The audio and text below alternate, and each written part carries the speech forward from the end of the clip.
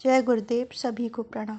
आइए आज गुरुदेव मंत्र विद्या के बारे में बताते हैं। गुरुदेव बताते हैं कि मंत्र विद्या को वैज्ञानिक जानते हैं कि जीभ से जो भी शब्द निकालते हैं उनका उच्चारण कंठ, तालु, मूर्धा, ओष्ठ, दंत, जिह्वा मूल आदि मुख के विभिन्न अंगों द्वारा होता है।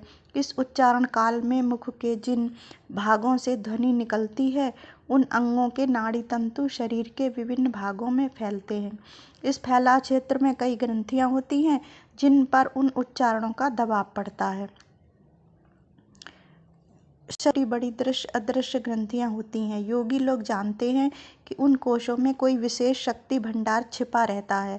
सुषुम्ना से संबंध षट चक्र प्रसिद्ध है। ऐसी ही अगणित ग्रंथियां शरीर में हैं।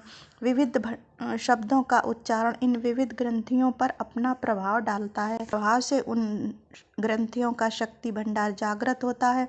मंत्रों का गठन भी इसी आधार पर हुआ है। गायत्री मंत्र में 24 अक्षर हैं। इसका संबंध हमारे शरीर में स्थित ऐसी 24 ग्रंथियों से है जो जागृत होने पर सद्बुद्धि प्रकाशक शक्तियों को सतेज करती हैं। गायत्री मंत्र के उच्चारण से सूक्ष्म शरीर का सितार 24 स्थानों से झनकार देता है और उससे एक ऐसी स्वर लहरी उत्पन्न होती है जिसका प्रभाव अदृश्य जगत के महत्वपूर्ण तत्वों पर पड़ता है। यह प्रभाव ही गायत्री साधना के फलों का प्रभाव हेतु है। गायत्री उपरोक्त 24 शक्तियों को साधक में सतेज करती है। यह गुण इतने महत्वपूर्ण हैं कि इनके जागरण के साथ साथ अनेक प्रकार की सफलताएं, सिद्धियां और संपन्नता प्राप्त होना आरंभ हो जाता है। कई लोग समझते हैं कि यह लाभ अनायास ही कोई देवी देवता दे रहा है, पर ऐसा नहीं है।